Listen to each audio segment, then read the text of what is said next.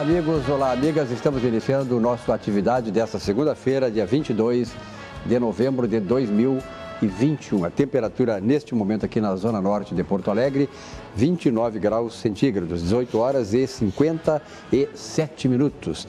Está no ar o programa de maior longevidade no formato desta bancada da TV do Rio Grande do Sul. 29 anos, estamos completando agora em janeiro e rumo aos 30 anos, 3 décadas de um programa sempre ao vivo, trazendo informação, opinião e principalmente a opinião independente. Cada um dá a sua opinião aqui, independente, não há masmorra, não há limitações, cada um dá segundo aquilo que avalia dos fatos da cidade, do país, do estado, enfim, toda a área da atividade humana, política, economia, até de culinária se fala por aqui. Bom, nós estamos iniciando o programa dessa segunda-feira, 22 de novembro. Antes de apresentar os nossos integrantes da bancada dessa segunda, eu quero lembrar que dia 22 de novembro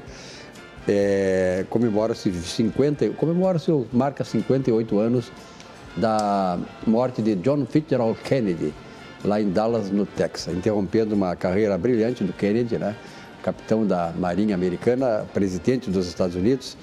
E a partir de John Kennedy, assumiu Lyndon Johnson, que fez depois um projeto chamado Grande Sociedade, que na verdade instituiu a partir dali o que nós chamamos economistas como o imposto de renda negativo. Havia muita pobreza disseminada na economia americana e esse foi uma grande saída já que tinha sido entabulada, pensada por John Kennedy. Também em novembro, mas só que em 1915, houve o conhecimento para o mundo da chamada teoria, a mais bela das teorias. A mais bela das teorias que foi nos brindada por ninguém mais, ninguém menos do que Albert Einstein, em 1915, a teoria da relatividade, que depois, utilizada por vários outros cientistas, acabou trazendo os benefícios na eletromagnética, área magnética, e em todas as questões da ciência espacial, inclusive, possibilitando um grande desenvolvimento da ciência que está a serviço hoje do homem. Então, Albert Einstein, para mim, pelo menos, é o maior cientista da história, porque ele aliava a questão da ciência com a espiritualidade. Bom, integram a nossa bancada nesta segunda-feira Cláudio Candiota. Candiota, obrigado pela tua presença. Aliás, nós estamos aproveitando muito a presença mais presente aqui, na verdade, do Candiota no Brasil e não na sua terra adotiva, os Estados Unidos. Mas já estou preparando, já estou na posição 2, esquentando o motor para mim mandar, né? Sérgio Piroto, obrigado também pela tua presença, é uma honra sempre tê-lo aqui. É uma satisfação começar a semana com vocês. Muito bem. E à esquerda aqui, o deputado Marcos Vinícius de Almeida. Deputado, muito obrigado pela sua presença. Muito obrigado, muito boa noite a todos, os nossos espectadores, aos colegas aqui da bancada. Vamos lá, começar a semana, mais um programa. Tá certo. Mais um programa. Debates. Um dos mais... aliás, eu como jornalista nessa atividade há 50 anos, comecei lá em 71, veja bem, com 20 anos. E, na verdade, esse programa de televisão, para mim, em toda a história da televisão do Rio Grande do Sul, claro que é, de fato, mais longevo, mas também de maior credibilidade.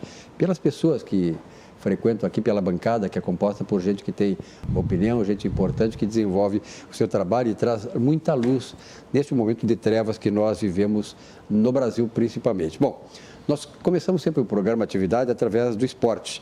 Nós temos aí, Peroto, tu que é gremista, como eu, temos motivo para ter a esperança renovada e não cair? Eu continuo assim cético, né? Porque perdeu-se muito tempo, o Grêmio perdeu muito tempo. Teve derrotas que não precisava ter, demorou até acertar, troca de treinador, tudo mais. A única coisa que não foi problema no Grêmio esse ano foi a parte do balancete financeiro que estava positivo. O resto exagerou em tudo. Em errar, em perder, em contratar. Então, eu acho muito difícil. Os ventos começam a soprar diferente. Nós enfrentamos o Bragantino com sub-20, e o Bragantino é um excelente time. Está lá lutando para participar da Libertadores de forma direta. Veio aqui por causa da Sul-Americana com o time totalmente descaracterizado. Outro jogo com a Chapecoense, que embora esquentassem o jogo, é fraquíssima, o Grêmio acertou, repetiu o time. E pega o Flamengo agora, Silvio, pega o Flamengo agora com a estátua. A estátua vai jogar contra o Grêmio. Então hoje foi engraçado, viu? Hoje teve um colorado que disse assim, o Marcos Vinícius, eu ajudei a derrubar o muro de Berlim com a marreta. Se o Renato rebaixar o Grêmio, nós vamos pegar a marreta e derrubar aquela estátua dele lá na arena. E aí o Renato veio para cá, para mim vai ser o time C do Flamengo, e está onde que está treinando o Flamengo? No CT do Grêmio.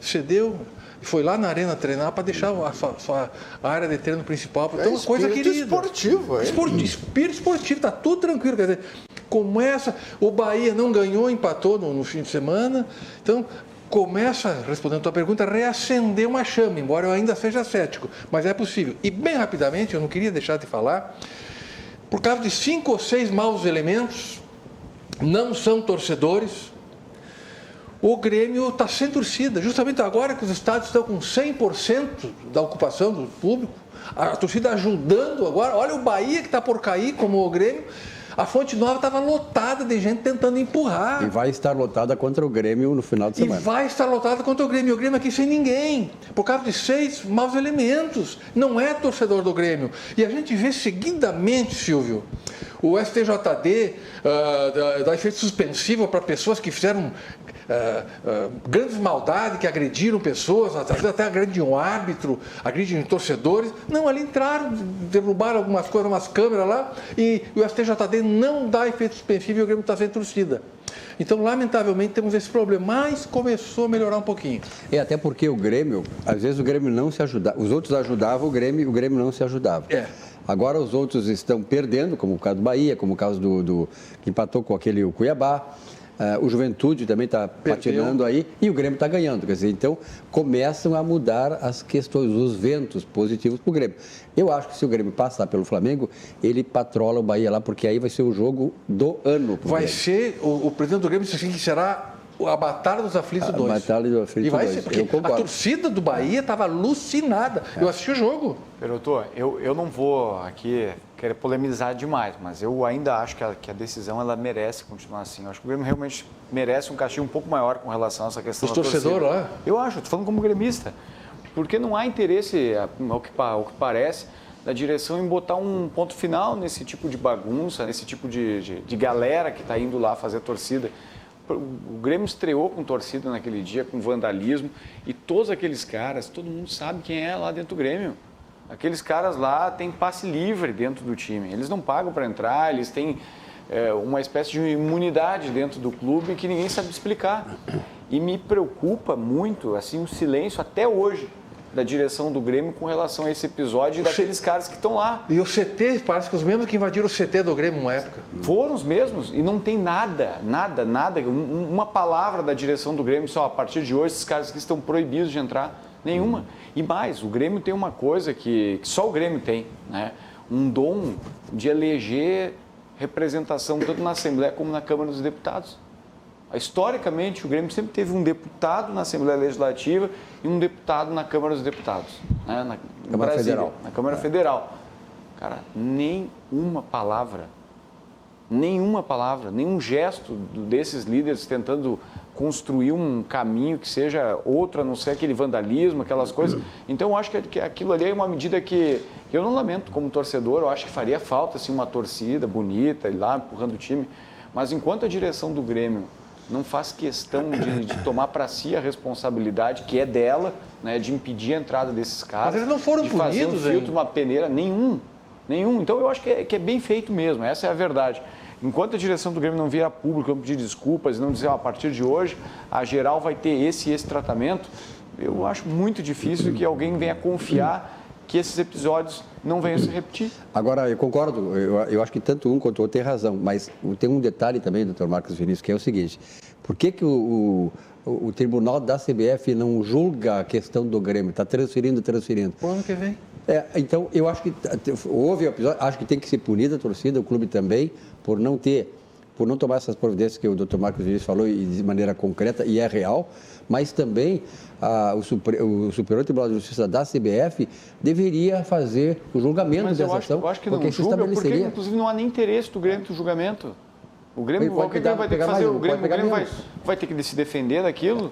Mas pode pegar mais ou pode pegar menos. Quer se defender, acho que ele quer deixar meio como está, assim, já são 3 jogos. Daqui a pouco cai no esquecimento, sai da memória das pessoas, acho que é isso. Porque daqui a pouco é o seguinte, são 3 jogos já de punição. O Grêmio tem mais 4 jogos, não é isso? Ou 5 jogos. E se ele pega 5, são mais 2. Os últimos 3 jogos, ele teria torcida, não só aqui como fora, como não teve fora lá com o Chapecoense. Mas se me permite, você sabe aqui, o telespectador também, não acompanha o futebol, não sei de absolutamente nada, mas diante da argumentação do Marcos Vinícius, eu concordo plenamente com ele, porque sem punição, a gente sabe o que acontece. O país da impunidade solta tudo quanto é bandido. E os crimes se repetem.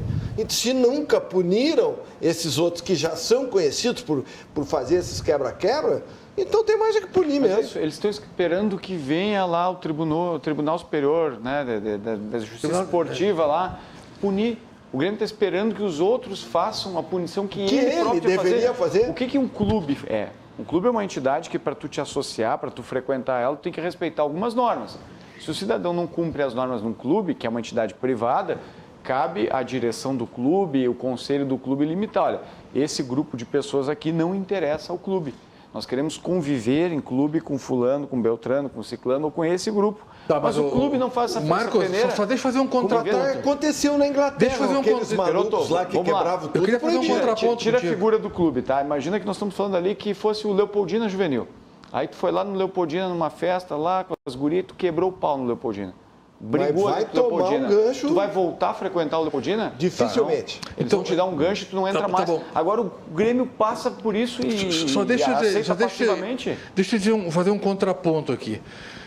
Já vi que eu sou voto minoritário aqui porque o Cláudio Candidato se bandiou por lá de lá. Mas não tem problema. Mas é porque eu não sabia de nada. Agora que eu fiquei mas é que o Marcos Vinícius, ele é um parlamentar, ele é uma pessoa que convence. Veja que aí está o mérito no convencimento. Eu não sou político. Eu já estou convencido. O meu discurso foi fraco, tu já votou nele. Eu não sou político. Mas só um argumento assim, bem rapidamente, Silvio. Eu fui nesse jogo. Aliás, eu fui no último jogo, que foi o Grenal, que deu briga. Eu também. Deu briga. E depois dentro do campo. E fui no estádio, e fui no primeiro. E fui no primeiro depois. Eu paguei como sócio todo esse tempo. Agora, em vez de voltar, não dá para voltar porque está interditado, não tem torcida. Mas o que acontece? Nós tínhamos lá 17 mil torcedores no estádio. Meia dúzia de marginais fazem aquilo.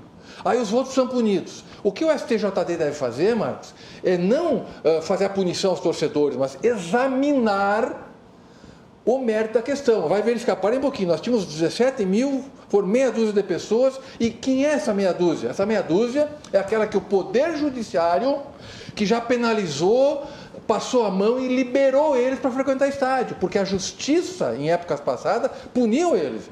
Aí eles ficaram alguns jogos sem ir e agora estavam liberados para voltar, que aí não é culpa do Grêmio, entendeu? Então não está só na alçada do Grêmio, diz assim, ó, tu pode fazer o que tu faz de bandalheira e pode voltar para o estádio. Não. Eu vou dizer, é culpa do Grêmio. Eu vou dar um exemplo. O Grêmio é um clube, é uma entidade privada de caráter associativo. Se tu organiza um evento, seja uma festa ou um baile lá, tu já fazia baile, tu sabe como é que é, né? Tu organiza um baile, vende os teus ingressos, leva o sócio. Aí um cara que entra de graça, sem pagar o ingresso, porque, eu não sei, um clube acha que tem que ter uma torcida que não paga ingresso para tornar o espetáculo mais atraente. Aquele grupo vai lá, quebra as cadeiras, quebra as mesas, quebra os vidros do baile que tu foi, e o clube não, deixa que a justiça comum venha penalizar esse cidadão que quebrou pau aqui, né, fez esse fiasco todo. Não, é o clube que tem que tomar essa medida. É um clube, uma entidade privada. O clube tem que chegar e dizer assim, ó, a partir de hoje não entra mais. Ponto.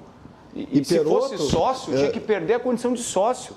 Mas ele não é nem sócio. O cara é um convidado com um passe livre. E ainda continua entrando no clube. O que tu mesmo dissesses, entendeu? Se os caras são reincidentes e se já foram condenados pela justiça, voltaram lá e quebraram de novo, mais uma razão para o time punir, como está dizendo o Marcos. Não, pode punir, mas a justiça liberou, eles têm direito de entrar no estádio. Sim, mas quebraram de novo, então pune em definitivo, acabou, não serve. Me ajuda aí, Silvio. Eu acho que eu fico equidistante. Eu acho assim, o Vinícius tem razão numa não, parte. Fica em cima do muro. E tu na outra. Não, e na outra. Só que eu acho o seguinte,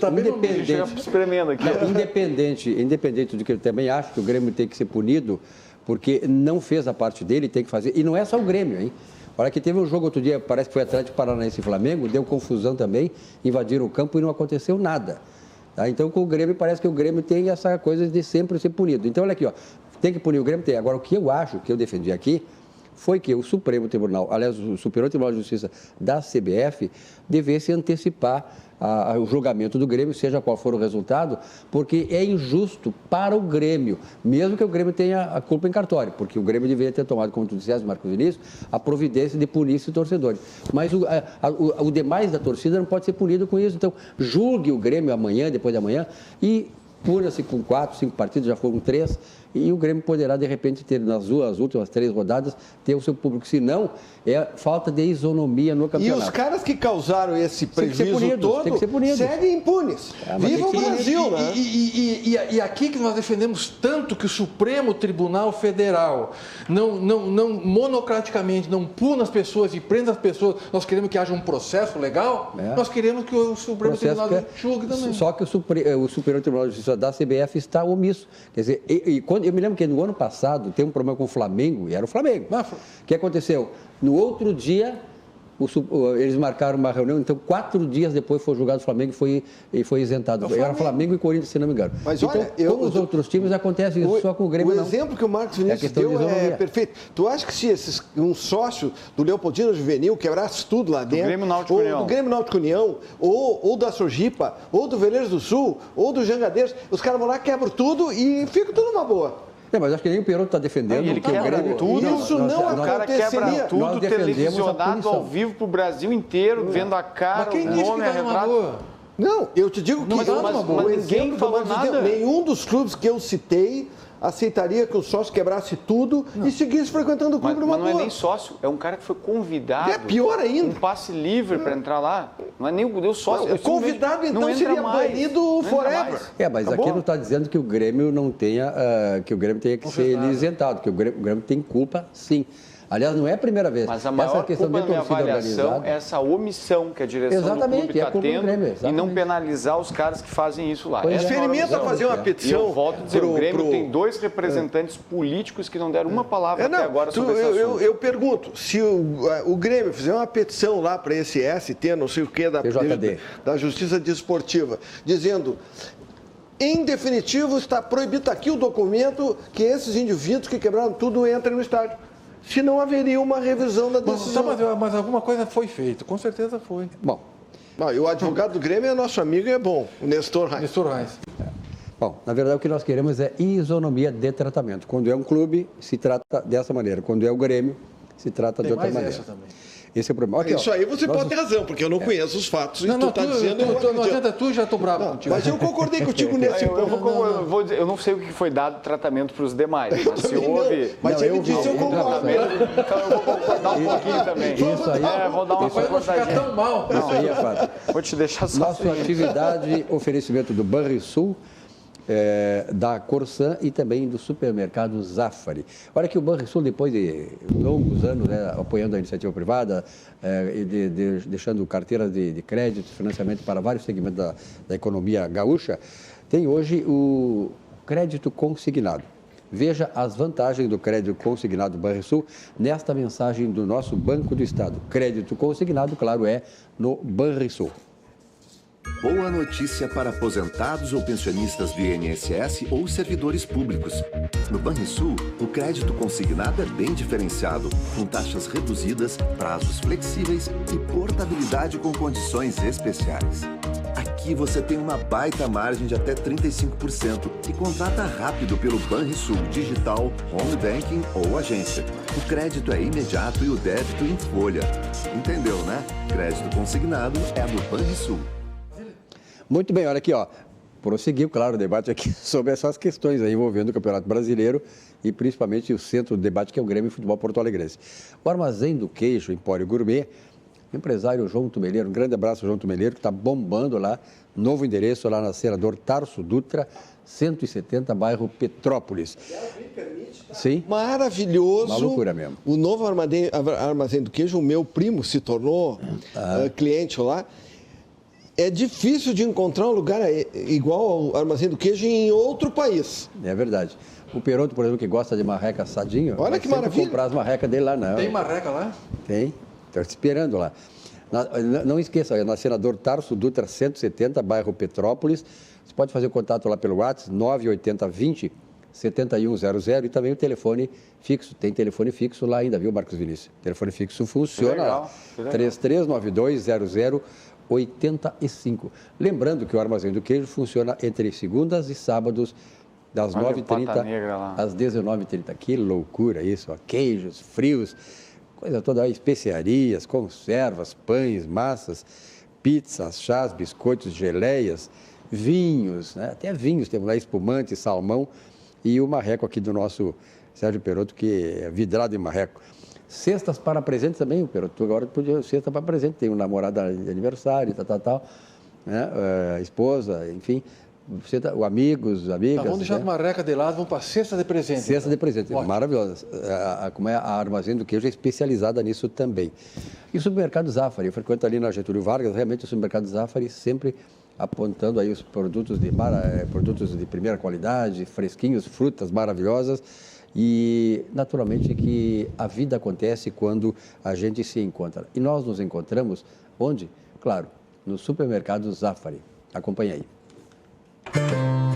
Bem cedinho, os Schneider encontram a Estrela e a Duquesa, que produzem um leite fresquinho e nutritivo que a Laurinha sempre encontra quando vai no Zafari. A novidade é que, de uns tempos pra cá, o maridão aprendeu a fazer panquecas maravilhosas. E mais, virou malabarista. A vida acontece quando você se encontra. Muito bem, Zafari, produtos maravilhosos, Armazém do Queijo, e claro, para que a gente possa ter uma bela refeição, não podia faltar, e não pode faltar, sucos Petri. Hoje nós estamos aqui com o sucos Petri, suco de laranja. O Marcos Vinícius prefere suco de laranja, então eu homenagem ao nosso deputado aí, que nem sempre vem aqui no programa, agora está com muitas atividades e tal, mas ele prefere suco de laranja. A Sucos Petri, a sua sede pede melhor, a sua sede pede Sucos Petri. Naturalmente, o Sucos Petri é a bebida de todas as estações, suco de laranja, suco de uva, 100% natural, sem adição de água, açúcar e conservantes. Bom, nós sabemos que no Brasil a produtividade do trabalho é muito baixa. Nós temos uma produtividade por trabalhador, uma das mais baixas do mundo. Estamos lá mais de 60 lugares na economia mundial. Mas nos parlamentos, de um modo geral, nós criticamos muito, né, o desempenho dos nossos vereadores, deputados estaduais, federais, senadores, etc. E tal. Não é o caso que acontece com um integrante desta bancada hoje, que é um dos deputados de maior produtividade na Assembleia Legislativa. E não dizemos isso aí, não digo isso aí para apenas jogar flores sobre ele, mas, na verdade, é só acompanhar o deputado Marcos Vinícius e seus projetos, a sua preocupação que ele demonstra lá na Assembleia para saber, né, doutor Marcos Vinícius? Teve um negócio de saúde a semana passada aí que o senhor foi um dos protagonistas. Na verdade, eu não vou nem falar em saúde, foi uma ação para conter privilégios que servidores públicos e agentes públicos do mais alto escalão aqui da esfera estadual estavam por receber. No final de mês de março desse ano, foi gerada aí uma grande repercussão quando o Tribunal de Justiça do Estado, o Ministério Público Estadual e a própria Defensoria Pública, por resolução, instituíram a figura do auxílio saúde aos seus servidores e magistrados. Esse auxílio saúde seria um complemento salarial na ordem aí de 7% sobre a remuneração total desses servidores. Nós estamos falando de um auxílio, entre aspas, para minha avaliação, um privilégio, que poderia chegar até R$ 3.500 todos os meses. Nós estamos falando de servidores de altos salários, né, de pessoas que não têm dificuldade financeira, Servidores públicos que não tiveram sequer um dia de atraso durante todo esse período de grande dificuldade que o Rio Grande do Sul atravessou. Servidores públicos que já têm a seu favor algo que a maioria da população gaúcha não tem, que é um plano de saúde pública, ou seja, o IP Saúde. Então, algo que ia totalmente contramão da razoabilidade. Mas mais do que isso, Silvio, Perotto e Candiota, um auxílio, repito, implantado por resolução, não por lei. Imagine se um prefeito de uma cidade do interior, Perotto, ou um gestor público aqui no estado quisesse entregar um benefício salarial, né, um aditivo financeiro para determinados grupos de servidores, fizesse isso mediante uma resolução. Qual fim que esse cidadão teria? Certamente se encontraria com o Ministério Público ou com o Tribunal de Justiça respondendo por uma ação de improbidade. Pois é isso que aconteceu agora recentemente no estado, né? Os órgãos talvez os mais poderosos, né, fizeram essa resolução adotando esse auxílio. A Assembleia Legislativa, através de um projeto de decreto legislativo, que foi apresentado logo na sequência, conseguiu, na semana passada, a aprovação por maioria absoluta dos parlamentares. Foram 47 votos favoráveis ao fim desse auxílio saúde, ao fim desse privilégio que estava sendo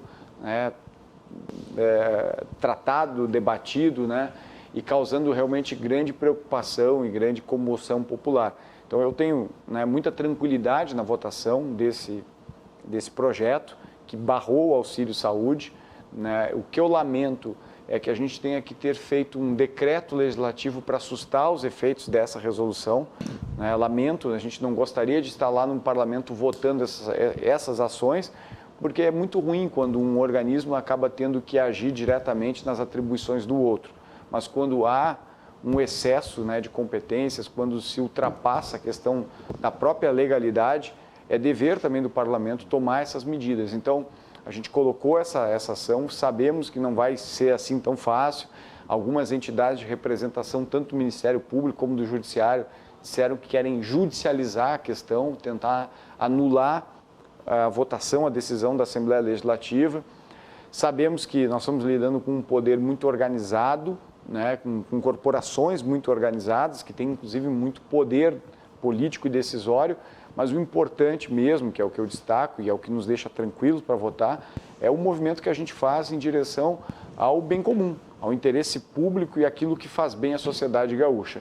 O Rio Grande do Sul já sofreu muito, né, economicamente está totalmente abalado, um auxílio de 7% entregue, né, mediante uma resolução por poderes e organismos de altos salários que não vivem a crise, na minha avaliação, eu repito e encerro, é um privilégio e ele merecia ser estancado na Assembleia Legislativa. Perotto, essa questão, que eu gostaria de ouvir a tua opinião depois do Candiota, essa questão sempre passou aqui, né, pela bancada, né, Candiota e Perotto?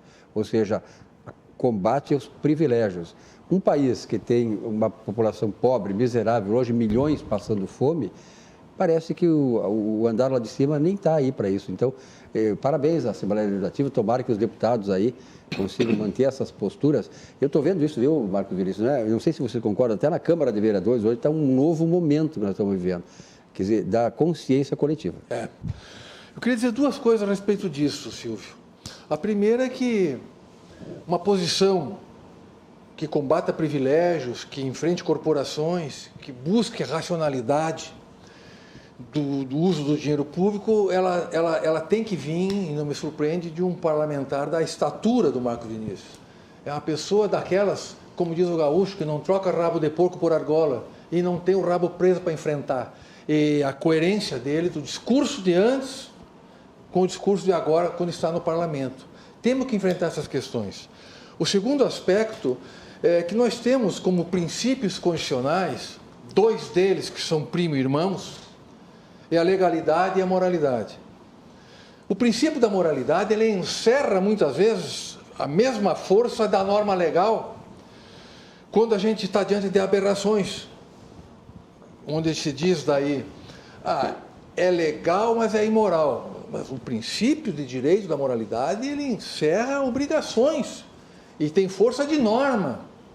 Então, quando a gente pega qualquer corporação, Marcos Vinícius, e a gente discute penduricalhos, auxílio paletó, auxílio gravata, auxílio moradia, e como diria nosso saudoso Bernardoni e o escambau, a gente não está querendo menosprezar uma categoria nem ser contra ela. Acho que toda a remuneração de um servidor público deve ser justa, à medida em que tenha seu merecimento.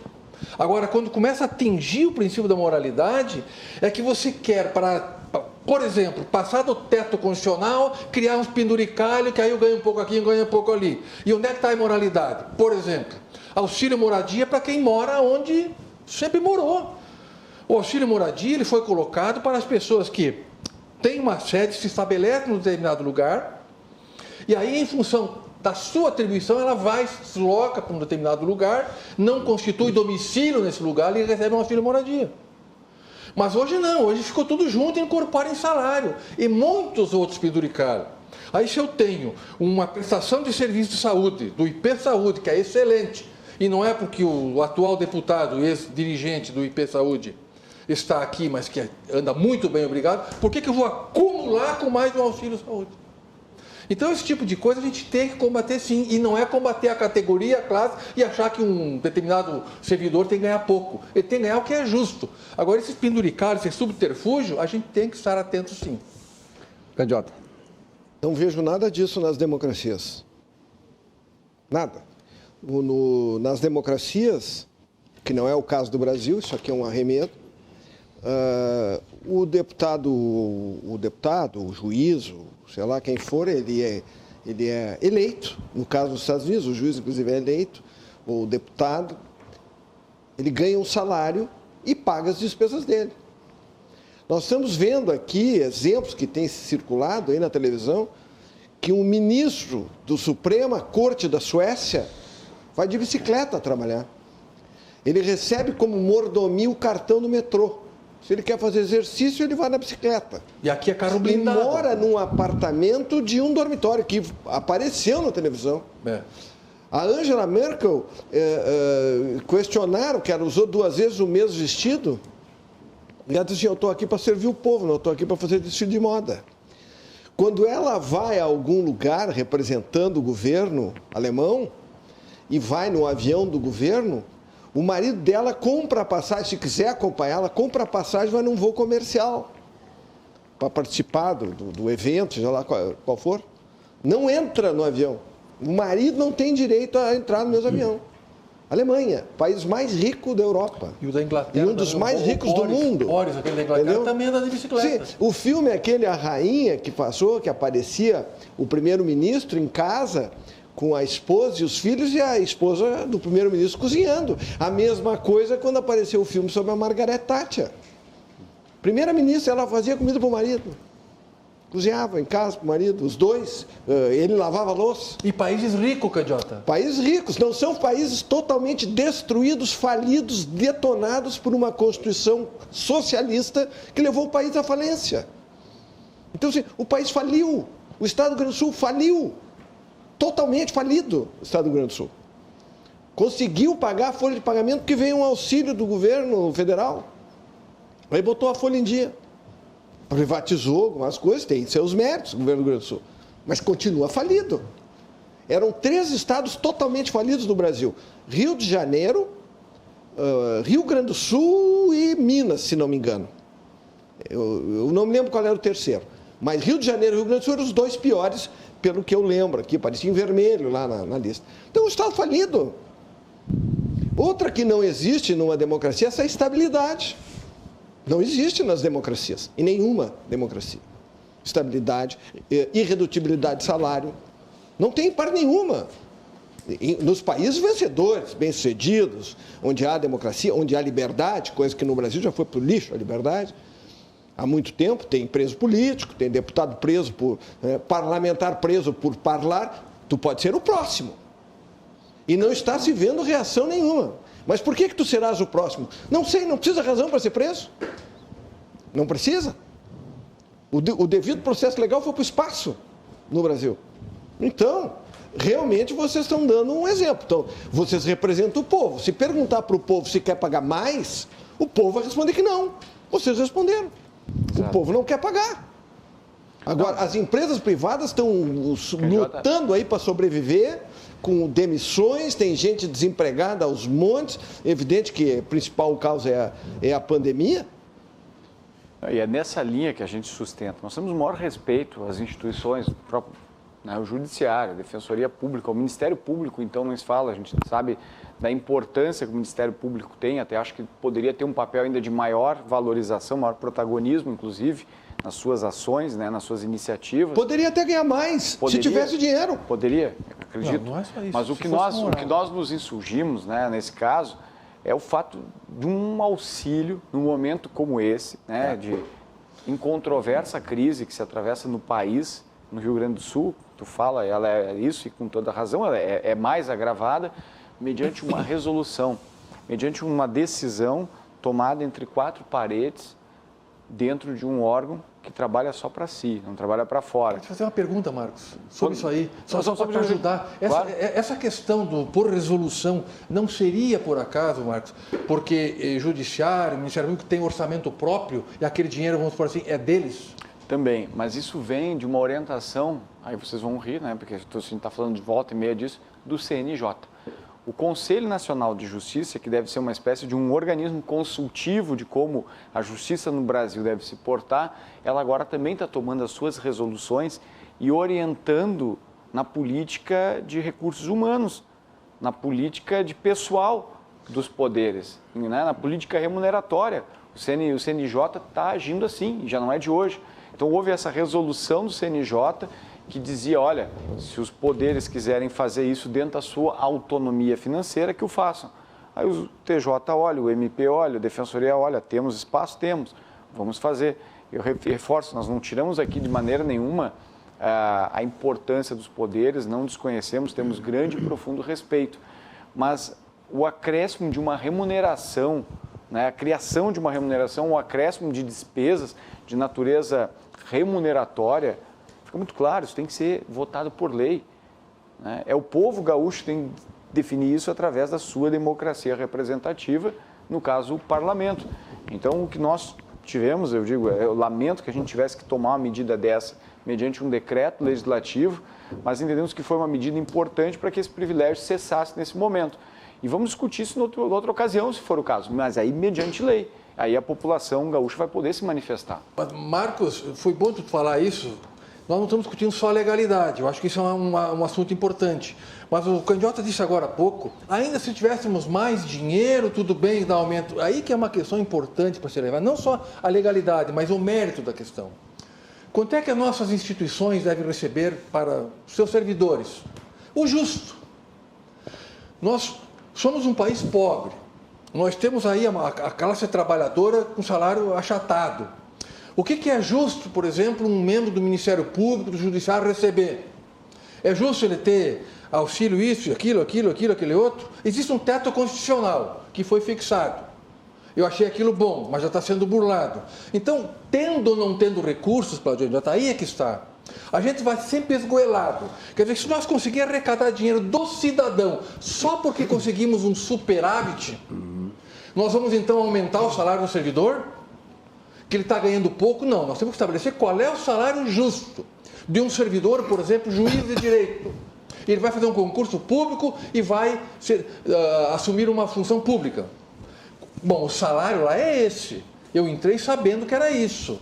Então, esse que é o problema. É que a gente acha que, pelo fato de eu ter um superávit no orçamento, então tá bem, então eu vou pagar. E aí depois, quando a receita cai, o que eu faço com o servidor que tem estabilidade? Por esse que é o problema. Eu até vou dar um exemplo, que eu já dei aqui em outras ocasiões. Um amigo meu, lá nos Estados Unidos, ele era alto executivo da TWA, aquela companhia aérea que foi absorvida pela American Airlines. Ele ganhava muito, ele era do top da TWA. Tinha um contrato milionário, ganhava muito dinheiro. Se aposentou. Só que às tantas, a TWA começou a ter problemas financeiros. E houve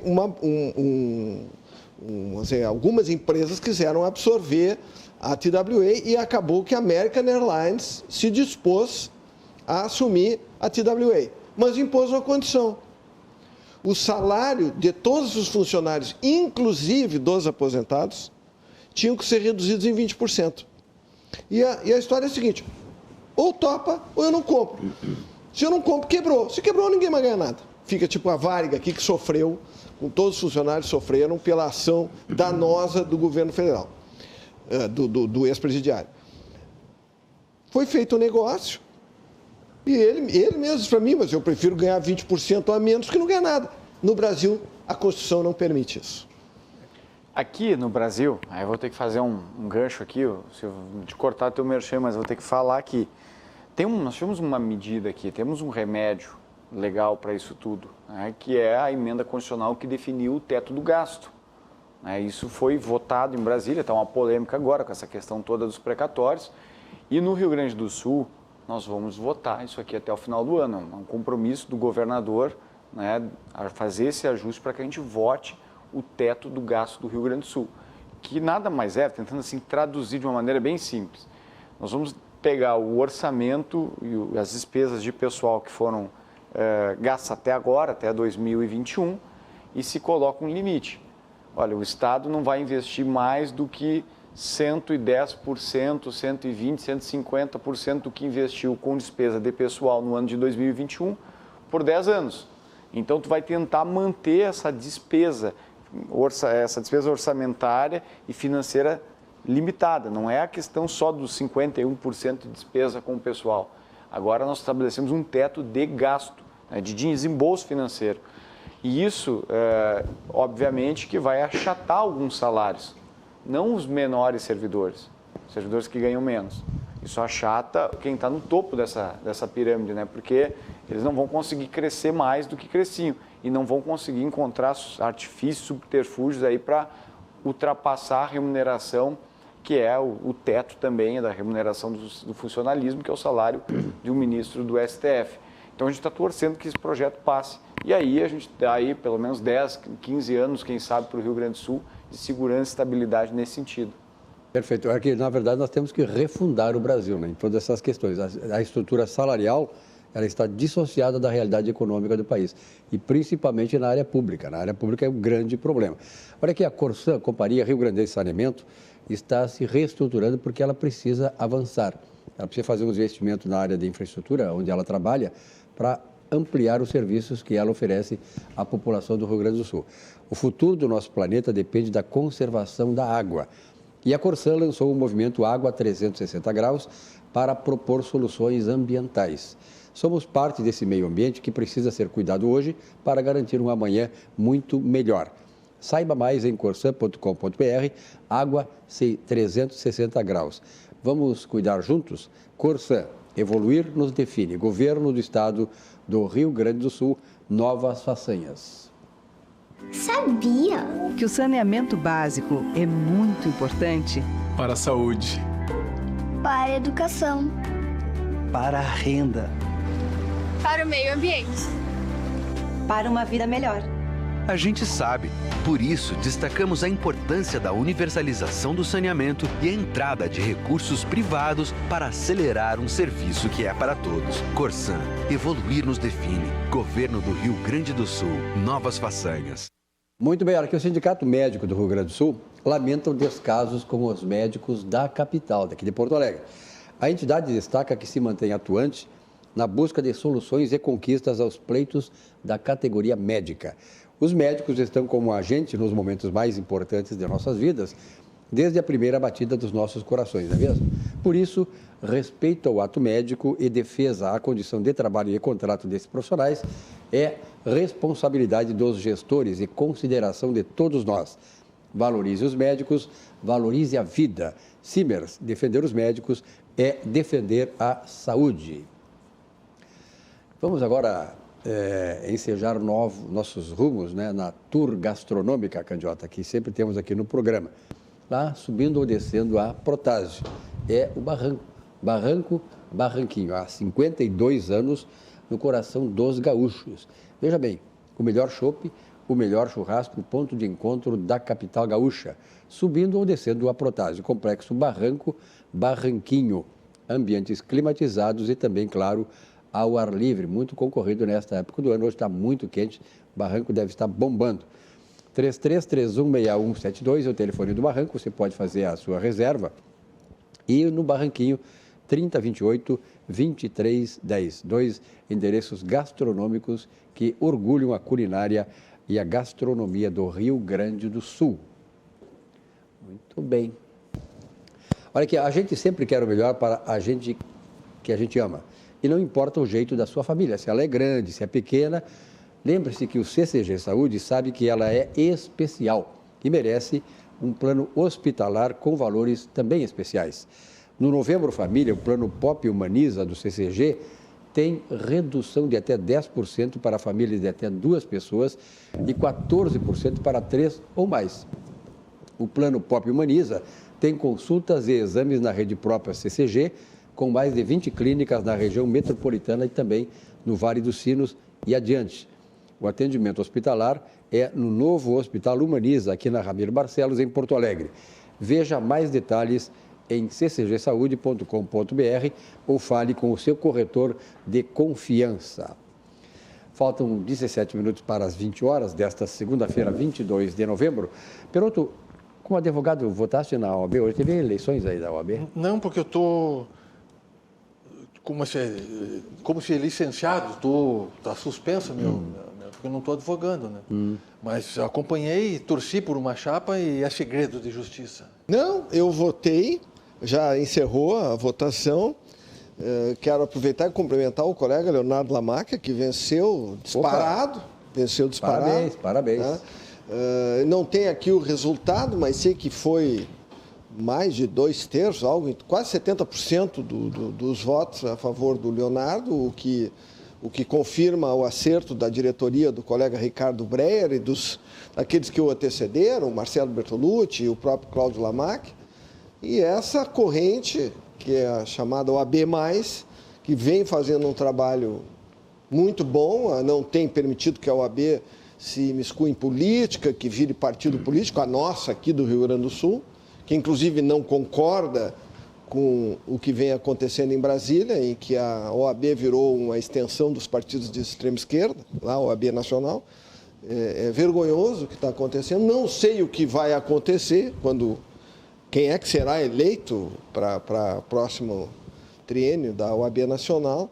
E espero que deixe de ser um partido político e volte para ser uma entidade que defende o cidadão e defende os advogados, que é essa a função da OAB. Aliás, falasse uma coisa interessante, extrema esquerda, né?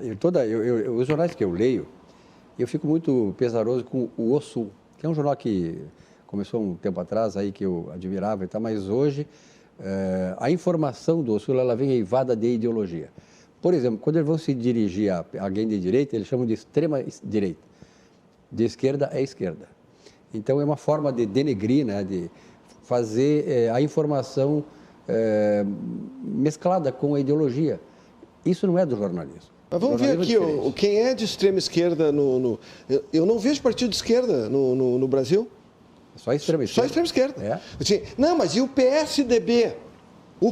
A maior figura do PSDB apareceu numa fotografia declarando voto para um representante da extrema esquerda, que é, no caso, o indivíduo esse que foi fazer propaganda contra o Brasil lá fora, e condenado a 27 anos de cadeia, dizendo que votaria nele. A maior figura do PSDB, o senhor Fernando Henrique Cardoso. Então, o PSDB passou a ser um partido de extrema esquerda, porque é aliado ao maior representante da extrema esquerda no Brasil, que, por sua vez, apoia as ditaduras de Cuba, Venezuela e Coreia do Norte. Então, me dá um partido de esquerda. Me ajuda aqui, eu sou ignorante. Qual é o partido de esquerda? Eu não conheço de extrema direita. Não, eu quero dizer, porque eu estou tentando achar um partido de esquerda. Vamos supor que a pessoa gosta da esquerda, mas quer votar. Mas em que sentido tu quer dizer? É que eu só vejo partidos de extrema esquerda. PSOL, PT, PDT, PSB, todos são partidos de extrema esquerda. Ou não? E o PSDB, que a gente pensava que era oposição ao PT, tanto que votou-se nesse indivíduo, esse Fernando Henrique Cardoso, que foi o primeiro a sucatear as Forças Armadas, foi o Fernando Henrique Cardoso. Se tiver algum militar me ouvindo aqui, ele sabe. Entendeu? Então, me dá um partido de esquerda. Candiota, eu não te dou um partido de esquerda, deixa eu colaborar aí. Eu te dou assim, uma ojeriza que eu tenho a rótulos. Tá? Se nós for pegar lá na etimologia das palavras, onde o surgimento de extrema e da direita e de esquerda, nós vamos ver que ao longo dos anos, de décadas, foi se deturpando o real significado e hoje tem pessoas que nem sabem o que significa direita e esquerda. Mas isso vem lá então, da França, etc.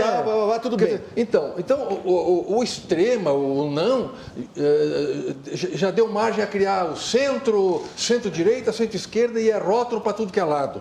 Aí você vai ver, é uma salada de fruta que embola tudo. Outra, as pessoas que se entendem e se intitulam de esquerda, elas querem ter um monopólio das questões sociais. E acham que os de direita são capitalistas selvagens. O que é o correto? É o equilíbrio entre o capital e o trabalho, que qualquer um defende. Não precisa ser esquerda ou direita, basta ser sensato. Agora, as pessoas que tentam buscar originariamente as questões lá da origem da esquerda, elas se intitulam mais voltadas às questões sociais. Aí vou pegar Marcos Vinícius aqui. Será que Marcos Vinícius ele é desapegado ou descuidado com as questões sociais? Será que o Bolsonaro, que é uma pessoa dita como não de extrema direita, ele é dito como fascista, como o que é? Genocida. Ele não cuida das questões sociais? Vamos verificar o que o governo fez. E está fazendo. E outra, que a direita ela é capitalista selvagem, que ela não se preocupa com o trabalho, com o trabalhador. Então, sabe, esses rótulos que eles colocam, eles querem levar o cidadão do Nordeste, por exemplo, que votava cabresto e que já não é mais assim, achando que qualquer pessoa que é de direita, ele é contra o trabalhador, que é uma mentira. Então, esse monopólio de achar que a esquerda é a favor do povo, a direita são capitalistas, isso aí é deturpado. Eu acho que antes de passar Mas foi a extrema esquerda que se sustentou em cima dos maiores bilionários do Brasil, com aquele esquema da Lava Jato, das empreiteiras, bilionários, os caras que foram inclusive para a cadeia, o dono do Odebrecht, o da OAS, não sei quem mais, eles não tinham nada de povo. A extrema esquerda se alimentou dos bilionários, foram financiados por eles. Essa questão da ideologia, eu acho que o Bolsonaro está fazendo tão bem para o Brasil em várias coisas, inclusive nesta. Por exemplo, a questão ideológica. Tem muita gente que diz, já vem com ideologia. Mas veja bem o seguinte, a ideologia é importante, porque ela nos ilumina o que está por trás de um partido político. Ideologia é uma palavra que surgiu com a Revolução Francesa, foi um filósofo francês chamado Antoine de Trécy, que criou esta palavra ideologia. E ela servia para, de certa maneira, particularizar determinadas formas de pensar na sociologia, na filosofia e tal. Então, saber o que é uma ideologia é importante. Saber a ideologia que está atrás do partido que você vota, por exemplo, atrás do PT, do PSOL, qual é a ideologia que está atrás? Atrás do PSDB, atrás do PP. É importante saber porque a ideologia é que é o fundamento, é a essência daquilo que o partido vai fazer quando estiver no poder. Vinícius. Mas só um minutinho, vamos combinar o seguinte, o PT, o PSOL, o Partido Comunista, eles não estão escondendo o que são. Eles são o que são. Eles não escondem, está escrito no programa deles. Eles defendem a ditadura comunista, tudo bem. Eles estão declarando abertamente o que são. Hoje nós estamos sabendo o que eles querem. Mas eles sempre disseram, eles nunca esconderam. Então, pelo menos eles são honestos nesse sentido. Eles dizem o que aqui vieram. Se eles conseguirem implantar a ditadura igual a de Cuba no Brasil, eles terão cumprido seu objetivo, que está declarado lá no programa do PT, etc. E aí, Marcos? Pois então, eu a vida inteira fui de direita, né? Sempre me coloquei nessa condição, até numa época que era meio estranho para um jovem dizer que era de direita. Em 1999, quando eu era representante da metade sul do estado na UGES, União Gaúcha de Estudantes Secundaristas, era o único dos cabeludos que frequentava aquela instituição que não aceitava, de modo algum, aceitava andar com a camiseta do Che Guevara. Era um dos poucos jovens que não participava de excursões de ônibus para lá ou para cá, para frequentar o orçamento participativo, fazer barulho no orçamento participativo, né, para fazer claque ali, plateia, para muitas daquelas instituições que estavam lá, de alguma maneira, precisando de quórum para aprovar determinado projeto a seu favor. Então, eu sempre fui meio assim, tratado como extremo. A minha vida inteira, assim, política, eu era tratado como um cara de extrema direita ou extremista, por não concordar, fazer parte do movimento esse que se tinha. Hoje ser de direita ficou muito bom, ficou fácil, é legal, mais confortável. É mais confortável, né? As pessoas conseguiram entender que o cidadão ser de direita não é o cara sair na rua como um agente do DOPS, como eles pregavam, né? Tu é da direita, tu era um agente do DOPS que estava lá pronto para cercear a liberdade de alguém, censurar alguém, né? Torturar alguém. Não, as pessoas sabem que quem é de direita hoje é um cara que tem uma visão voltada, né, para a liberdade de empreender, para a livre iniciativa. É um cara que tem uma visão clara com relação à defesa da propriedade privada, defesa da vida, que tem uma visão econômica, né, pró-mercado. Então essa é a questão que eu acho que ficou claro para muita gente. E apesar desses conceitos, assim, esses conceitos fundamentais de direita e esquerda terem sido deturpados ao longo dos anos, as pessoas acho que já têm um pouco mais de clareza de se posicionar nesse meio tempo aí. Porque as redes sociais conseguiram, de alguma maneira, fazer com que o que pensam os partidos, ou as ideologias dos partidos, fossem mais fáceis de serem traduzidas. Então, eu acho que nós vivemos um momento em que as escolhas do cidadão, elas têm um pouco mais de aderência com a forma dela pensar, do que ela sente, com aquilo que ela vive de verdade. Então, eu sinto assim, né, essa é a minha avaliação. Acho que a direita deu uma encolhida durante esse período, de lá para cá deu, né? A direita acabou se atrapalhando, porque fazia muito tempo que a direita de verdade não estava no poder, então ela não conseguiu ainda entender como é que se movimenta as peças no jogo, mas ainda nós temos um espaço, e esse espaço, na minha avaliação, ainda é o maior do Brasil. O povo brasileiro é um povo conservador, né? É um povo temente a Deus, é um povo que tem uma visão clara também, né, da sociedade que quer. Então, acho que o brasileiro, né, ainda tem essa posição. A esquerda ainda continua, né, naquele campo mais de uma pseudo, né, intelectualização, de gente de academia, tem um discurso muito chato, né, e não é para mim que sou de direita, mas esse discurso, né, de dividir as pessoas, agora de querer pôr regras de como as pessoas têm que falar, né, o todes, né, não é todas. Né, agora, sim, eles querem mudar o idioma. Antes era todas e todas, né, era assim que fabriam os discursos. Né? Chegava num comício, num evento do governo federal, governo Dilma era bom dia a todos e todas, agora é bom dia a todos, todas e todes, né? Então essa coisa chata, isso aí afasta as pessoas. Quanto mais a esquerda tiver oportunidade de falar, quanto mais a esquerda tiver oportunidade de ir às ruas, mais ela vai perder as ruas. Quanto mais a esquerda falar, menos ouvintes ela vai ter. Com certeza. Essa questão que tu colocaste é interessante. Eu, no final da década de 80, eu comecei lá no Câmara 2, fiquei 5 anos lá com o Clóvis Duarte, e naquele tempo existia uma entidade chamada União Democrática Ruralista, a UDR, presidida nacionalmente por Ronaldo Caiado e aqui pelo Carlos Eduardo Borba Nunes. Eu, como jornalista, era naquele tempo muito famoso lá e tal. O Câmara 2 tinha 80% de audiência em Porto Alegre, em várias regiões, várias cidades da região metropolitana onde alcançava o sinal naquela época. E eu fui contatado pelo Ronaldo Caiado, que hoje é governador de Goiás. E ele disse, olha, eu estou escolhendo um jornalista que tem o mesmo perfil intelectual que tu e que defende a livre propriedade, o mercado de livre propriedade, que era o objetivo da União Democrática Ruralista. Olha, tinha um jornalista aqui, não me lembro que jornal era, que me deu uma paulada no outro dia quando soube que eu havia acertado de assessorar a UDR, e eu fui descobrir que esse camarada, esse jornalista, era nada mais, nada menos do que um assessor do MST. Quer dizer, ele pode assessorar o MST, eu não posso assessorar o UDR. Quer dizer, hoje se vê quem é que tem razão. Se vê hoje qual dessas entidades é que contribuiu para o país e qual destruiu o país. Mas no tempo do Guerrilheiros da Notícia, que o Guerrilheiros deve ser da década de 90. Mesma época. Por ali, né? Não lembro bem, 90?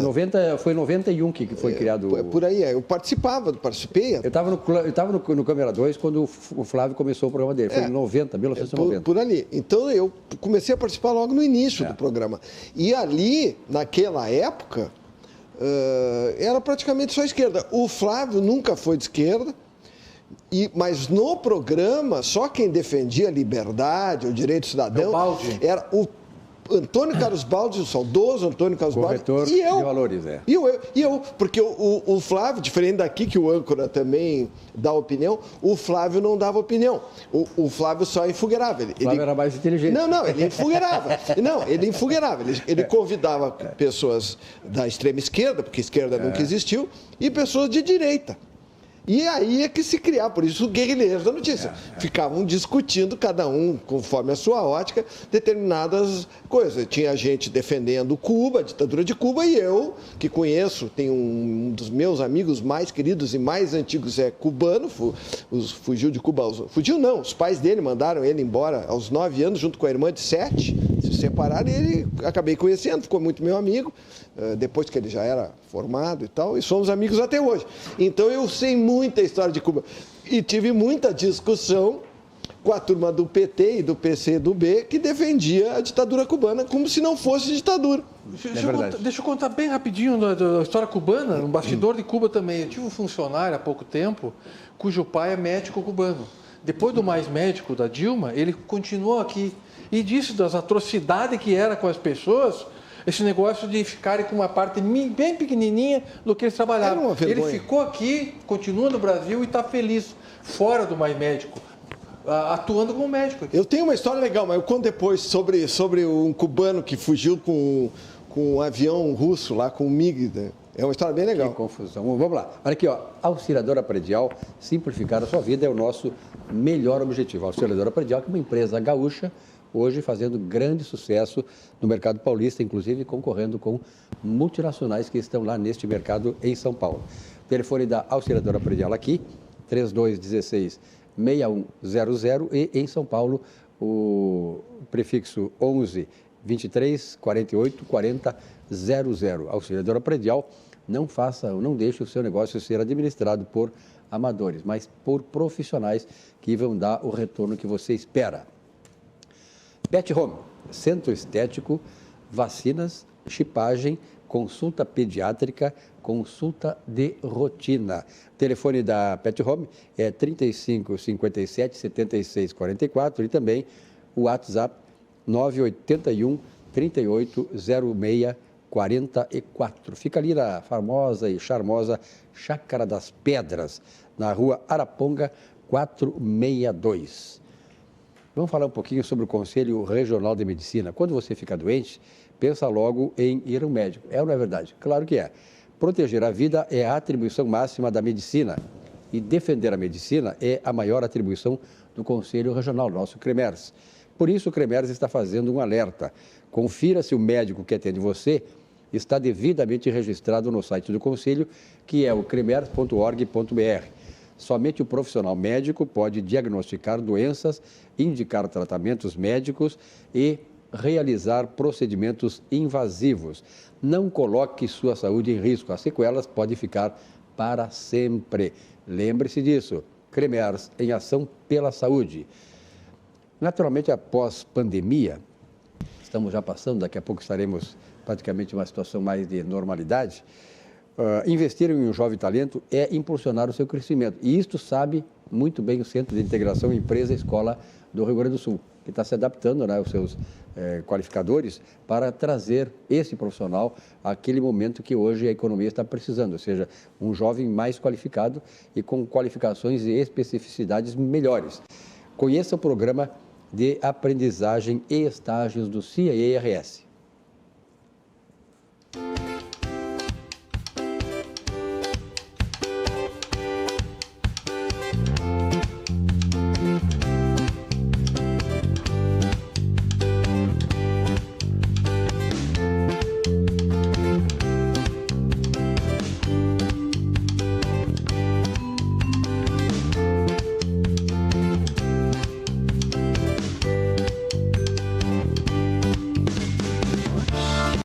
Muito bem, 20 horas, 1 minuto, a temperatura permanece aqui. Qual é a temperatura aí, Perô? Tudo que está vendo aí o teu... É mais ou menos quente. Está mais ou menos quente, então vê para nós aí. Hoje foi 36 graus. Sim, mas agora quanto é que está aí? Na faixa dos 28. Nas faixas dos 28. A temperatura permanece a mesma, né? Não sei qual é, mas permanece a mesma desde o começo. Mas chegou a 36 hoje, foi? Estava quente. Já se viu, né, uma prévia do que será o verão, né? A gente vai esquentar. O telespectador, o que ele achou do contrapé? Ele me vem perguntar a temperatura, assim, de soslaio, sem combinar comigo. Marcos Vinícius, alguma outra informação? Eu quero fazer aqui um registro que me alegra muito, me motiva muito, me dá grande esperança, que são os projetos de desenvolvimento que estão sendo projetados para a zona sul do estado, né? Projetos projetados, desculpa a redundância, mas é isso que a gente tem nesse momento, né?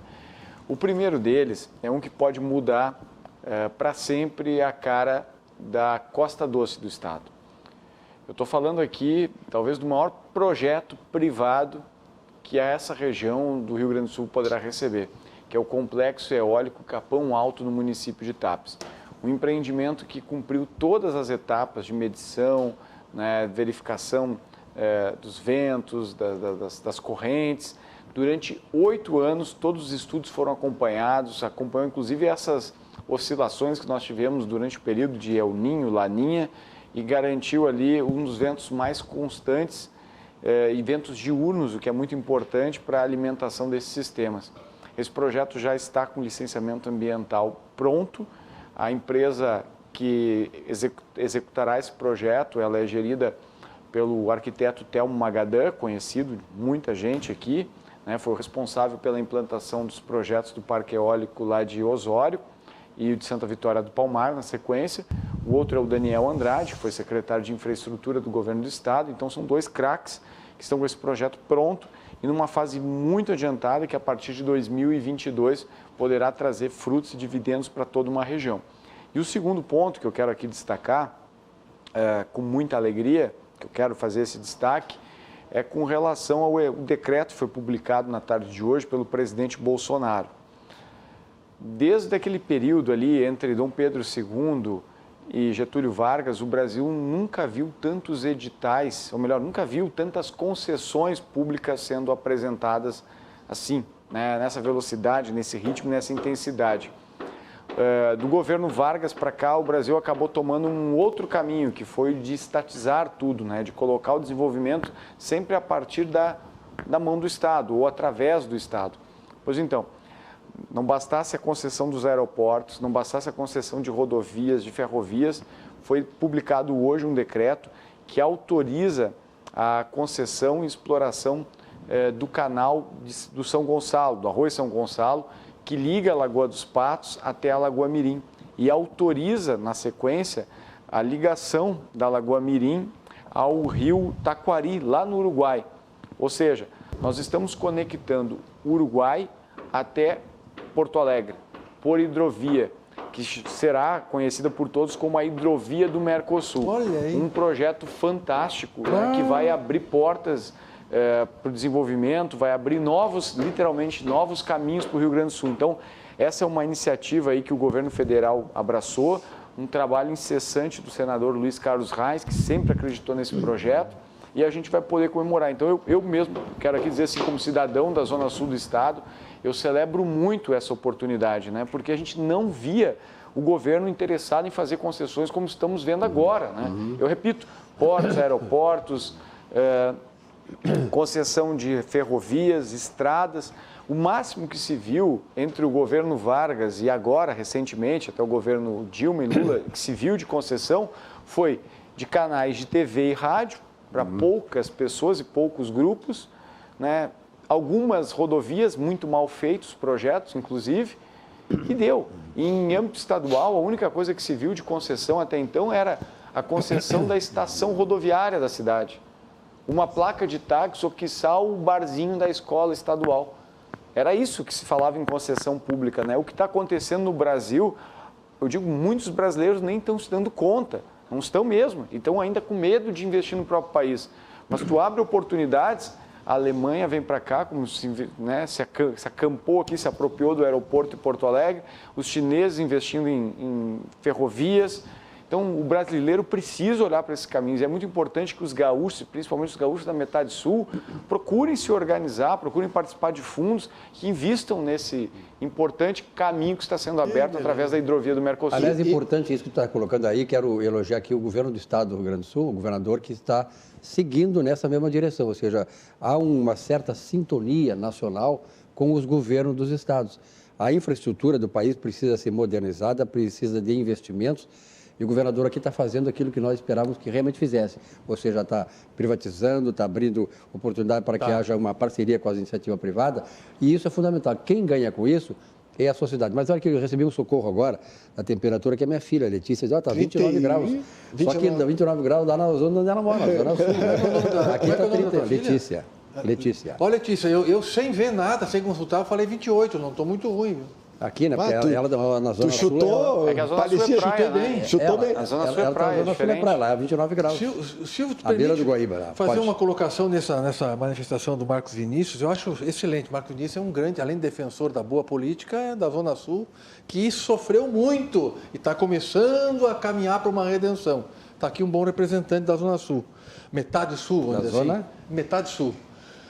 Mas nessa questão, eu acho que o Cláudio Candiota deve lembrar, quando que o modal rodoviário começou a se expandir, lá do tempo da FENEME, lembra? Fábrica Nacional de Motores. Nós fomos abandonando os outros modais, principalmente o ferroviário, que ficou sucateado.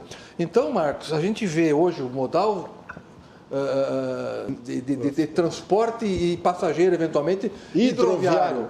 E tudo que o governo federal está fazendo com os melhores ministros da história da República, que é o ministro da Infraestrutura, no modal ferroviário, eu acho que é um alento para o Brasil. O ministro Tarcísio de Freitas.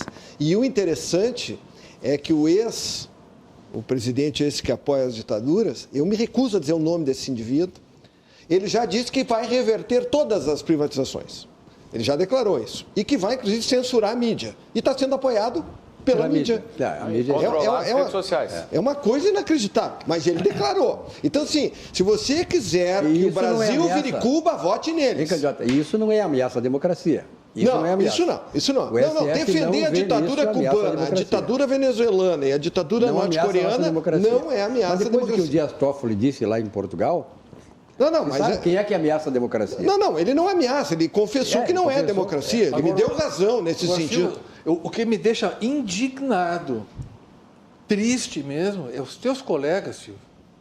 Teus colegas, porque a imprensa, a maioria é de esquerda, defendendo, apoiando pessoas que querem regulamentar os órgãos de imprensa e agora mais fortemente as mídias sociais. Que eles fazem parte dessa ideologia, eles fazem parte disso aí. Mas deixa eu te contar uma historinha rápida aqui do major, deixa eu achar o nome do major, o major Orestes Lorenzo. Ele era piloto de caça em Cuba e voava o MiG-23. Cuba, que foi destruída pelo comunismo, era sustentada pelos comunistas lá da União Soviética. Então eles tinham um MiG russo, que era um caça de última geração.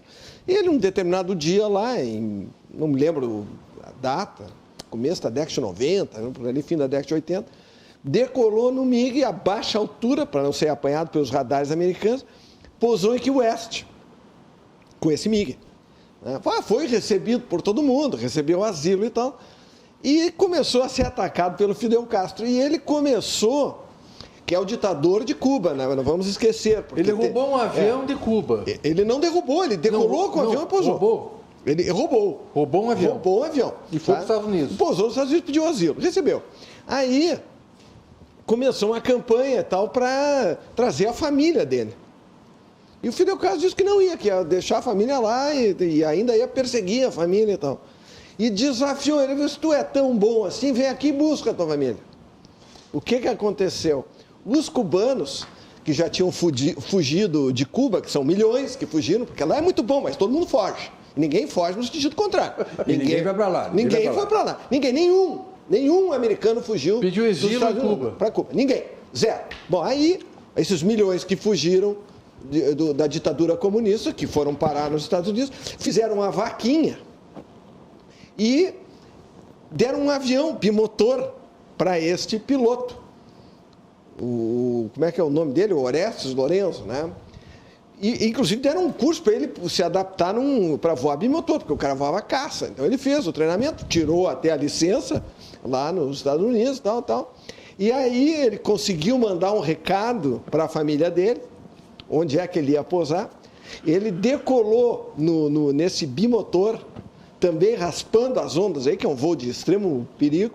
E esse amigo lá que conseguiu passar o recado para a família, mandou a família estar num determinado lugar naquele minuto lá. Pousou, botou a família do avião, decolou e voltou para os Estados Unidos. E mandou recado para o Fidel. E mandou recado para o Fidel. Ele ganhou duas do Fidel. Deixa eu fazer um desafio para vocês aqui, então. O Silvio conhece toda a história, né? Isso aqui o Silvio sabe tudo. Você que sabe mais do que o Wikipédia, né? Mais do sem que dúvida. O Google, né? Quantos medalhistas? Cuba é uma potência olímpica, né? Toda vez que Cuba entra numa Olimpíada, sempre sai ali entre os 10 mais... E tu sabe por quê? Né? Porque eles ganham comida. Mas é um país com bons medalhistas. Agora eu faço uma pergunta a vocês. Vocês conhecem algum medalhista cubano, não falo nem de ouro, qualquer medalha, em natação, caiaque, remo, vela? Algum medalhista nessa área, conhece algum? Aí eles vão fugir, não pode? Não tem. Não tem, né? Eles vão fugir, né? Vão prender e vão fugir. Eles se mandam. Todo aquele litoral propício para a prática de esporte náutico, não existe nadador, tá boa sacada não existe velejador, remador, não tem. Esses esportes são proibidos lá. Apesar que o cara nadar ali, naquele cheio de tubarão ali, naquele estreito ali na boia. Quem atravessa numa boia... Mas ele se arrisca na boia. É a mesma coisa. Ele se arrisca na boia. Perfeito. Olha aqui, vamos continuar nosso tour gastronômico, daqui a pouco estaremos já no final do programa, e vamos aportar lá no Chihuahua, na Avenida Teixeira Mendes, 1216. A tradição que perdura assim como o movimento das ondas do mar. Chihuahua, lá nesta rua Teixeira Mendes, novo endereço, né, do Chihuahua, 1216, Chácara das Pedras, em Porto Alegre. Lá tem casquinha de siri, moqueca de peixe, camarão adorê, bacalhau às natas. Qual é a tua preferência, Peroto, dessas especialidades aqui, tu que vai sempre lá no Chihuahua? Esse é adorê. Ah, é? E o meu camarão catupiry, e no sábado nós chamamos o teleentrega lá, o meu primo, lá na casa do meu primo, fui jantar. Ele chamou a teleentrega camarão catupiry. Não, agora é delivery. E como é rápido a teleentrega do... sim. Sim, lá os caras estão agilizados mesmo. Aliás, a pandemia fez com que muitos restaurantes como o Chihuahua se aparelhassem bem nesse aspecto, né? Para levar a marreca. Depois da marreca é o dorê. Mas não tem marreca lá, rapaz. O Peroto é no outro lugar que ele come as marrecas, né? Lá no Chihuahua, lá ele vai nos frutos do mar. Chihuahua tem frutos do mar. Olha aqui, vamos então falar um pouquinho sobre a Aspecir. Olha, os congrio, a milanesa, que delícia. Fica desfilando isso aí, a gente não jantou ainda. A Aspecir é uma instituição de previdência complementar aberta, estabelecida em valores éticos como transparência e responsabilidade. Com mais de 100 anos de trabalho e dedicação, ela é reconhecida por sua atuação no ramo previdenciário, sempre inovando e desenvolvendo produtos, Marcos Vinícius, que atendam às necessidades e proporcionem a tranquilidade aos seus associados. A Aspecir Previdência, a certeza de um futuro absolutamente tranquilo. E o Plano Ângelos, né? O Plano Ângelos é o maior e mais completo plano de assistência familiar do sul do Brasil. Conte com a excelência e tradição do Plano Ângelos para cuidar e proteger as pessoas que você ama com o plano essencial. Assistência funeral completa, disponível 24 horas por dia para todos os associados, para que você não tenha nenhuma surpresa numa hora que mais você precisa, uma hora difícil para todos nós. Conte com a experiência da Ângelos para orientação de todo o processo de registro de óbito. Além disso, o Plano Essencial garante orientação médica gratuita para você tirar dúvidas sobre saúde e exames por telefone. Descontos em ampla rede conveniada na área da saúde, acompanhamento psicológico, de aconselhamento ao luto, descontos e vantagens exclusivas. Plano Ângelos e muito mais. Acesse planoangelos.com.br e tenha mais informações. Olha aqui, o City Car esponqueado. Locar um carro nunca foi tão fácil, Candiota. Conheça o City Car, a maior locadora de veículos gaúcha, contando com uma frota, imagine só, de 4.500 veículos. Hoje, ter um carro próprio, Peroto, na sua empresa, tu que é empresário nessa área também aí, que movimenta automóveis, já não é mais um bom negócio. A Citicar tem centenas de clientes corporativos no Brasil inteiro que chegam a poupar 30% de economia ao mês com a locação de frota. Hoje não é mais negócio ser proprietário. 30% imobilizar com relação a tu ter um carro próprio. Exatamente. Não adianta tu imobilizar um capital, lá tu vai ter... Pague IPVA. Exatamente, depois a manutenção do carro e tal, né? Para o dia a dia, a Citicar tem vários pontos para você alocar seu carro, seja para um dia, uma semana ou até mesmo para trabalhar. Conheça a Citicar, a locadora que descomplicou a locação de veículos. E agora um novo pit stop aí, agora vamos lá na Di Paolo. A Di Paolo que é o melhor da culinária típica da Serra Gaúcha. Você encontra, claro, na Di Paolo. Jantei lá ontem. Eu estou aqui, ó, estou prestigiando os nossos... Ele só vai no nosso no top. Os nossos, claro, nós temos que retribuir os nossos anunciantes. Eu acho que eu vou investigar, Silvio, se ele não chega lá e dá um carteiraço. Não. O Silva me mandou aqui. Paguei a minha conta. Nas duas situações. Permutinha. Eu acho. Como é que se chama um cabrito? Pode perguntar pro Paulo Jeremias. Paguei minha conta ontem. Do Paulo de Jeremias, claro. O Paulo Jeremias que, aliás, estreia, né? É uma estrela, né? Estrela. É estreia que estrela. Então, o Paulo Jeremias que faz esse comercial, é muito bem feito, está com um desempenho extraordinário. Mas vamos acompanhar, então, o comercial aí do Di Paolo com a atuação exemplar, maravilhosa do Paulo Jeremias. Vamos lá. Tem coisas que a gente nunca esquece. A nossa origem é uma delas. E os rituais familiares nos conectam com o nosso lado mais verdadeiro. Se você fechar os olhos, consegue lembrar desses momentos passados? Cozinhar é um ato de amor. Na casa da nona era assim. O cuidado na escolha dos ingredientes, o capricho no preparo, o tempero caseiro. Cada receita carregava uma história da comida típica da Serra Gaúcha. Tradição transmitida de geração em geração. Uma refeição feita com tanto carinho que deixou muitas memórias. Alimento para o corpo, mas também para a alma. Virou uma lembrança que ficou para sempre. No Di Paolo, respeitamos todos os processos de qualidade e técnicas, mas não abrimos mão de uma coisa: o sabor artesanal da Casa da Nona. Oferecemos comida autêntica para recriar experiências. No Di Paolo, nós queremos que você se sinta em casa. É como voltar para aquele almoço de família com mesa farta. É como voltar às suas origens. Di Paolo, Cucina de la Serra Gaúcha. O problema aqui na bancada agora é saber para onde é que vamos depois do programa. Dois eu já fui. O candidato está convidando para onde, meu Peroto? Não, eu já fui em dois. Ele quer barranquear.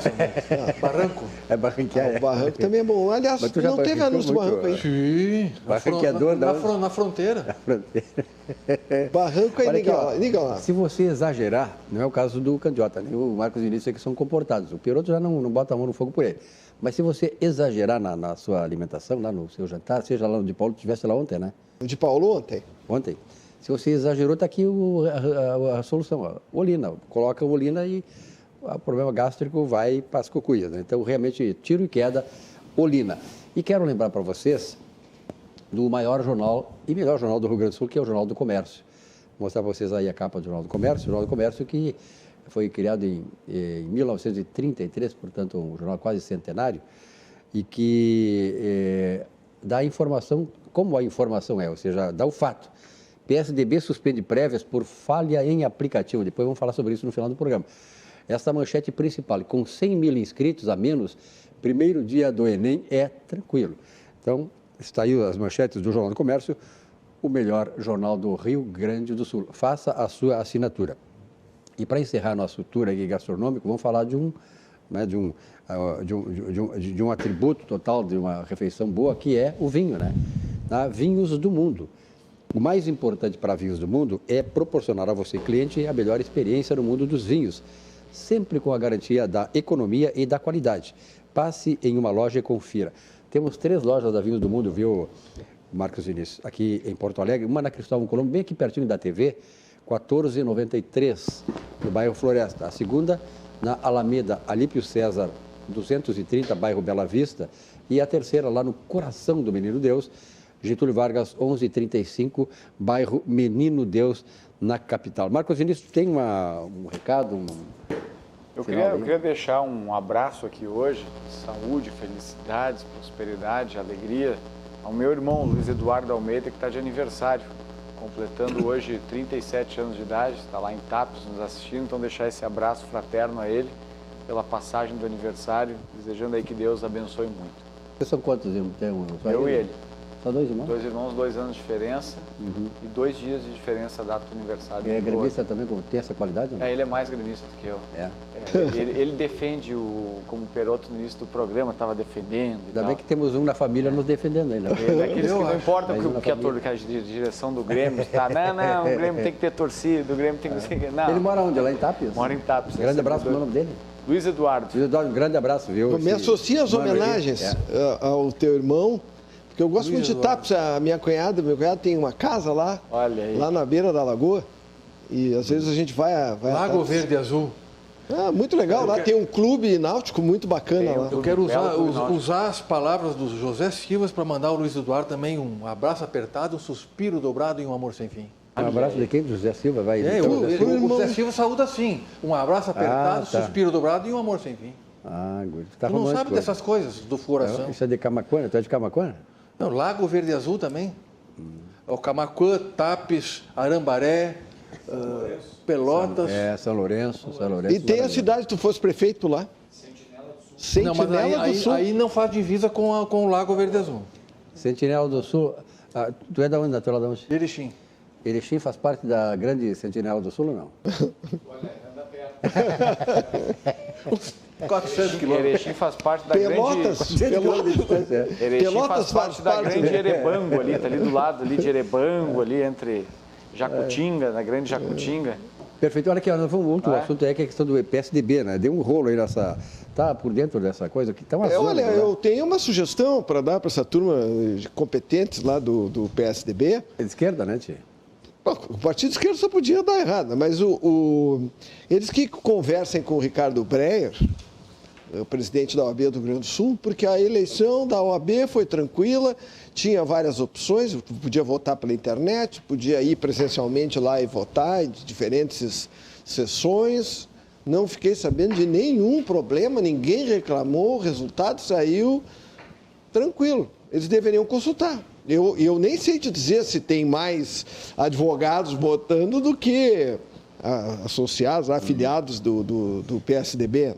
Não sei. Aqui deu certo, porque sabe, eles pagam para a OAB para usar o software. Problemas técnicos noves fora, se há uma terceira via aí, é o Eduardo Leite.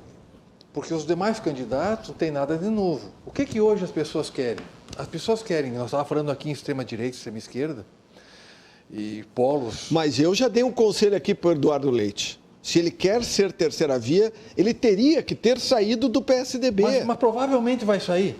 Porque a briga que está lá, depois dessa prévia aí, a coisa não vai andar. Não vai pensar que o Eduardo Leite vai apoiar o governador de São Paulo, nem o governador de São Paulo vai apoiar o Eduardo Leite, e se um ganhar, o outro ganhar.